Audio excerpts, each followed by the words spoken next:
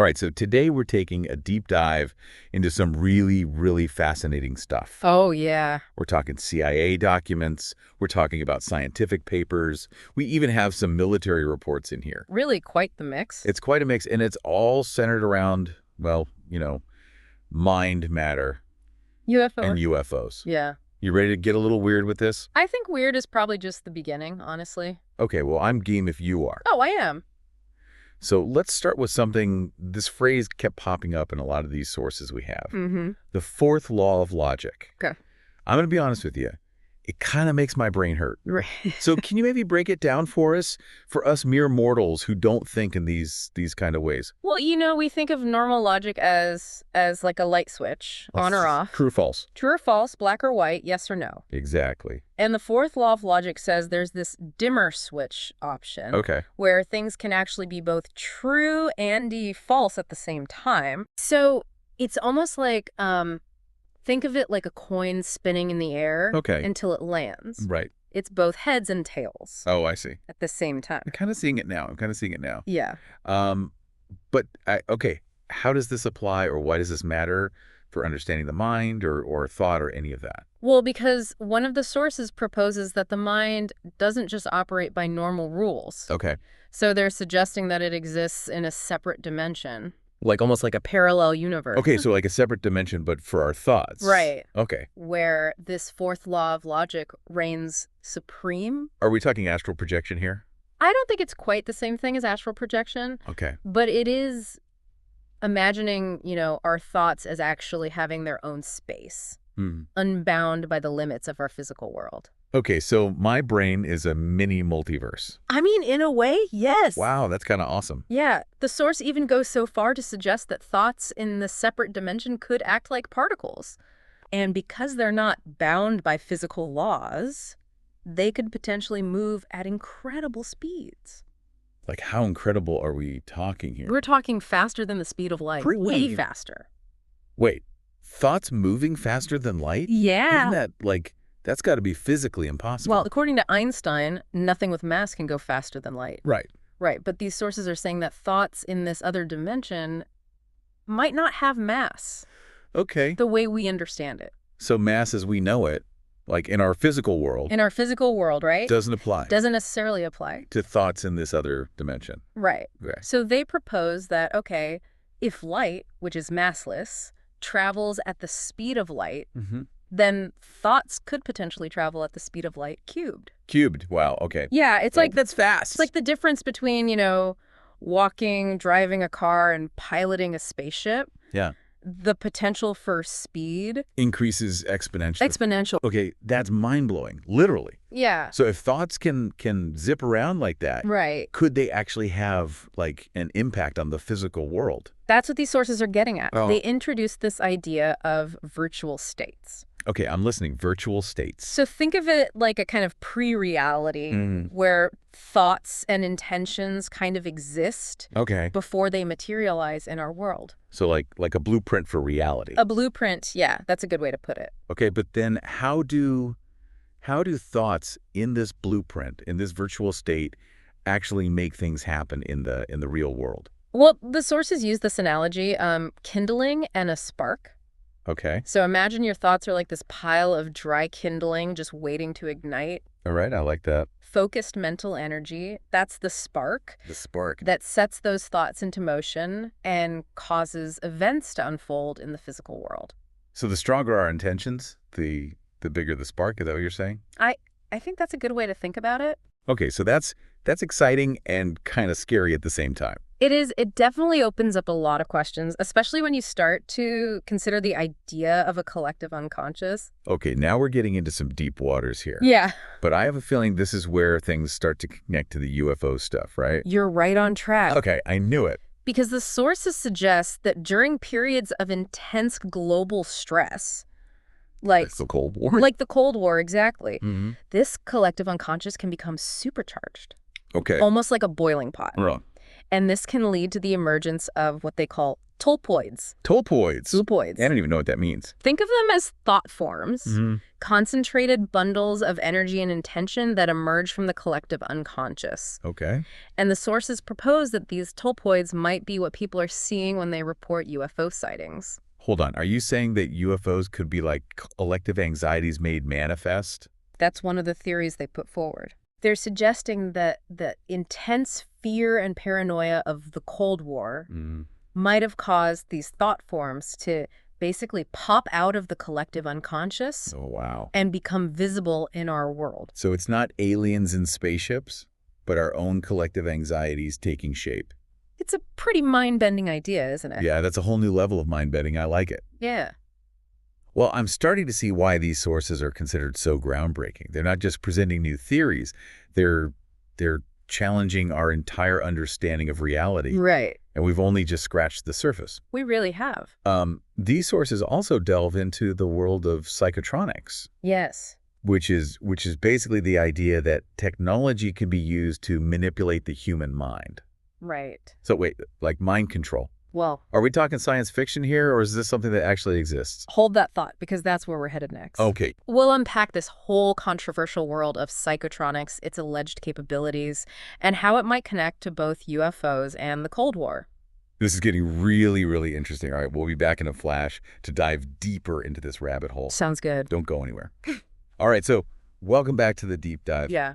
Last time, we kind of left off on a bit of a cliffhanger. A little bit. Psychotronics. Yeah. It sounds like, something straight out of like a spy movie. It does. But the sources are suggesting that this might be more science than fiction. Yeah, it's definitely a controversial topic. Right. But the sources actually present some pretty compelling evidence to suggest that psychotronics, or what the Soviets were calling it, energetics, Oh, okay. was actually an area of pretty active research during the Cold War.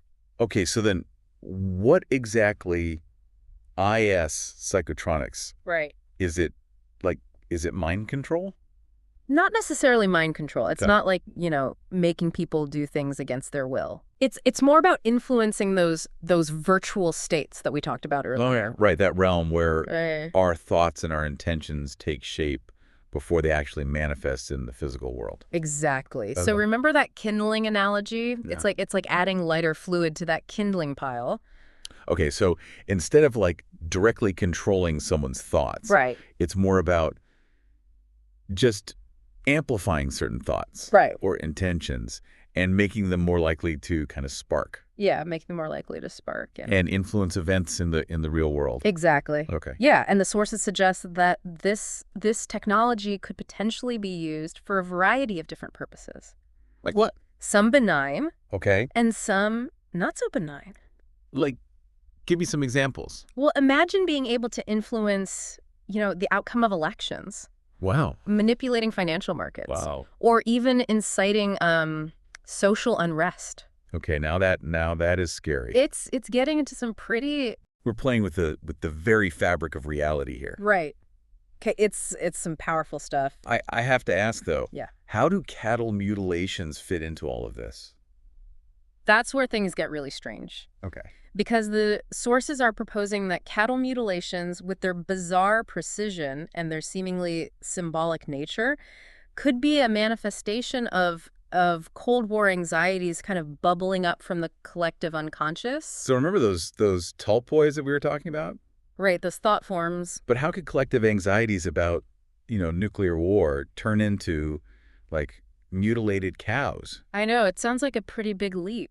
It does. But one source suggests that the mutilations, with their focus on these seemingly vital parts of the cattle, might be a symbolic representation of this fear that humanity itself was vulnerable. So it's not aliens harvesting organs. Right. It's our own collective fears. Right. Taking on a physical form. A physical form, yeah, Huh? albeit a very gruesome one. Yeah, it is a pretty gruesome image. It is, but the source suggests that these mutilations might be a way for the collective unconscious to kind of process and express those deep-seated anxieties in a way that transcends language and rational thought. So it's like a scream from the depths of our collective psyche. It is. It's like a primal scream. And all those ghost rockets, remember? Right. Over Scandinavia? Yeah.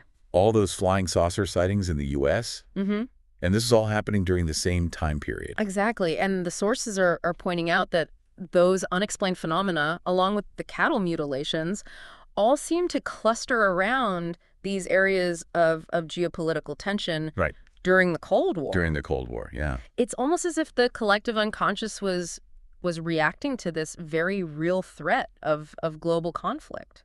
So what does all of this mean for us today? Right. I mean, the Cold War is over, It is. but it seems like these sources are suggesting that the potential for the mind to influence reality and the dangers of manipulating those powers are still very real. Absolutely. I mean, we live in a world where technology is rapidly advancing. Right. The lines between the physical and the digital are blurring. Right. And I think these sources are a reminder that we need to be mindful of the power of the mind, both individually and collectively. They're urging us to ask some tough questions They are. about how technology might be used to influence our thoughts and our behaviors. Right. And what the consequences might be if those powers fall into the wrong hands. Exactly. And perhaps even more importantly, they're challenging us to consider the ethical implications Absolutely. of using technology to manipulate the human mind. It's a huge question. Yeah, where do we draw the line between, helpful applications and harmful exploitation? Exactly. That's a question that's becoming more relevant by the day, it feels like, It really does. as artificial intelligence and other advanced technologies become more sophisticated. But before we get too lost in those ethical dilemmas, there's one more thread in these sources that we need to explore. Okay. This is the phenomenon of missing time. Yeah. People claim to have lost hours or even days during a potential UFO encounter. It's a topic that has baffled researchers for decades. And fueled countless conspiracy theories. Absolutely. And it seems like these sources might actually offer a new perspective on this enduring mystery. Okay, but we're going to have to save that for our final segment. Oh, stay tuned. That's good. Because we're about to delve into the strange and enigmatic world of missing time. Yes. All right, welcome back to the deep dive. Yes. We've been on a wild ride exploring the mind matter UFOs. Yeah. And now we're tackling one of the most perplexing aspects of UFO encounters. Right. This whole missing time thing. It's a phenomenon that's puzzled researchers for decades. People report losing track of time, sometimes for hours. Right. During or after a potential UFO sighting, it's like a chunk of their memory has just been erased. And these sources suggest that missing time might not just be some psychological quirk, right? They're linking it back to that idea of the mind existing in a separate dimension with its own kind of unique rules of time. Exactly. Remember how we talked about the potential for thoughts to travel faster than light? Well, the sources are proposing that if consciousness can move that quickly, it might also be able to access different points in time. So you're saying that missing time could be a result of the mind or consciousness somehow time traveling to another dimension where time flows differently. It's a mind-boggling concept. It is. But it does kind of align with a lot of the reports of time distortion during these UFO encounters. Right. People describe feeling like time speeds up or slows down or even stops completely. So it's like their internal clock gets kind of out of sync with the normal flow of time. Exactly, yeah. The sources suggest that during these missing time events, a person's consciousness might be temporarily shifted into that other dimension. Right. And when they return to our normal reality, there's a gap in their memory because their conscious experience was elsewhere. It's like their mind took a detour through a wrinkle in time. I like that, a wrinkle in time. And that could also explain some of the other bizarre experiences, right, that are reported during UFO encounters. These altered perceptions, encounters with beings that seem to defy our understanding of biology. Yeah. Even strange physical changes to the environment. All of that, yeah. So maybe we're not just dealing with nuts and bolts spacecraft here. Right. These UFOs could be something much more complex, perhaps even manifestations of consciousness, interacting with reality in ways that we can barely comprehend. Yeah, that's the picture that these sources are painting, and it's one that really does challenge our fundamental understanding of time, space, and the nature of reality itself. Throughout this entire deep dive, I've been I've been struck by this recurring theme of human consciousness as a force to be reckoned with. Right. Whether it's influencing events through virtual states, shaping reality through collective anxieties, or potentially even distorting time. Yeah. The mind seems to be a key player. It does. In this grand cosmic drama. Absolutely. I think the sources are a really powerful reminder that we are not just passive observers in this universe. Right. You know, our thoughts, our intentions, our beliefs have the potential to shape our reality. In some pretty profound ways. In really profound ways, yeah. And as we delve deeper into the mysteries of the mind, we might just unlock the secrets to understanding not only, these unexplained phenomena that we call UFOs, but also the true nature and potential of human consciousness itself. Yeah, it's a journey of exploration and discovery. It is. It requires, an open mind. Of course. And a healthy dose of skepticism. I think that's the perfect note to end on. Yeah. Thank you for joining us. Thank you for having me. On this deep dive into the mind, matter, and the mysteries of UFOs. Absolutely. Keep those minds open. Yes. And keep questioning everything. Always. I would have been on top of the charts, but it's politics. You do some gimmick shit and post, you get a lot of clicks. Drop some real shit and they probably won't acknowledge it.